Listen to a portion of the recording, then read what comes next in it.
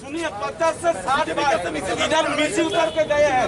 आप लोग क्यों इधर हम लोग को रोक रहे हैं? उन लोगों को क्यों रोक रहे हैं? आप लोग का बंदा लोग इधर खड़ा हुआ है। आप लोग का बंदे लोग कोई प्रोटेक्शन नहीं दिए उन लोग को।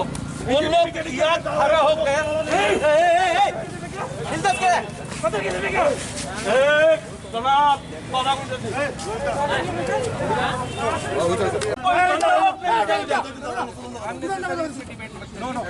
वहाँ पे ठीक है, एडी नगर पे दिखा हटाए। यहाँ पे अभी आके बोल रहे कि हम सुने कि यहाँ पे लोग हैं, तो हमारे यहाँ पे अभी कोई है? अभी कोई है यहाँ पे?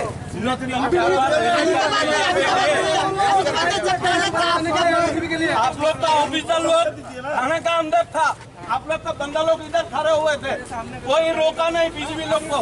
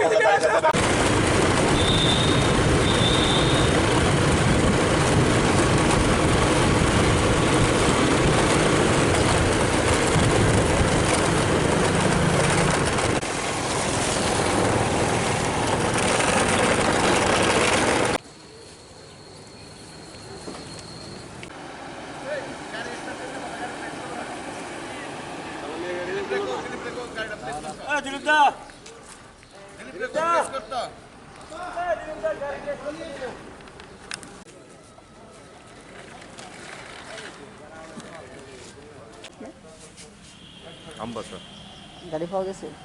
কোনো রকম অসুবিধা হইতেছে না? প্রত্যেকদিন কি আসা যাওয়া করেন? না না, রোজ আসি না, এমনি আজকে সোমবার তার লেগে যাইতেছে।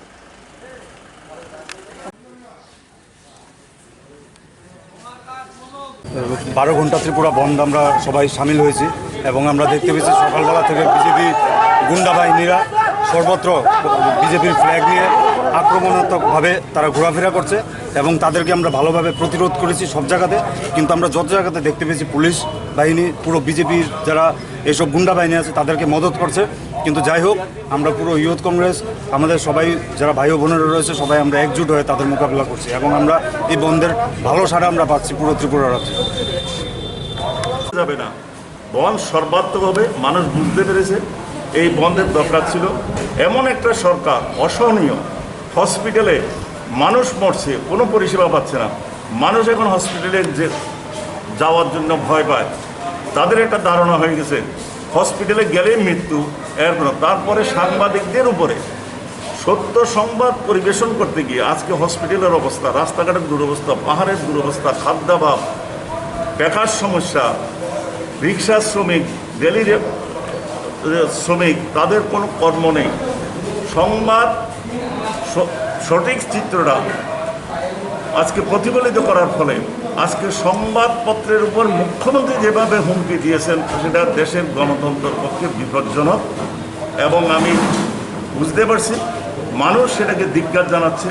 আমরা তো ধিক্কার জানিয়েছি, মানুষ প্রতিবাদ করছে। আজকের যে সর্বাত্মক বন্ধ, এটাও একটা কারণ।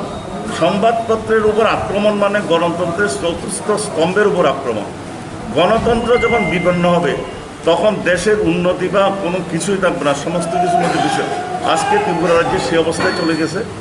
আজকের যে আন্দোলন আরম্ভ হয়েছে সে আন্দোলন বিজেপি সরকারের পতন না হওয়া পর্যন্ত এই আন্দোলন জারি থাকবে। এখন পর্যন্ত কীরকম সারা পাবে? অভূতপূর্ব সারা। আপনারা শহরে ঘুরছেন, আপনারা দেখুন, গ্রামে গঞ্জে আপনাদের প্রতিনিধিরা আছে, সবখান থেকে অভূত সারা। কোথাও দোকান পাট রাস্তাঘাটে মানুষ চলছে না। মানুষ কিছুটা মানুষের কষ্ট হচ্ছে, যারা ডেলি শ্রমিক তারা সেটাকে মেনে নিচ্ছে যে এইরকম কষ্ট তো তাদের প্রতি, তাদের কাজ নেই, রোজগার নেই, খাদ্য নেই, তারা সেই জন্য আজকে এটাকে তারাও সমর্থন করছে, যার ফলে এই বন্ধ সর্বাত্মক।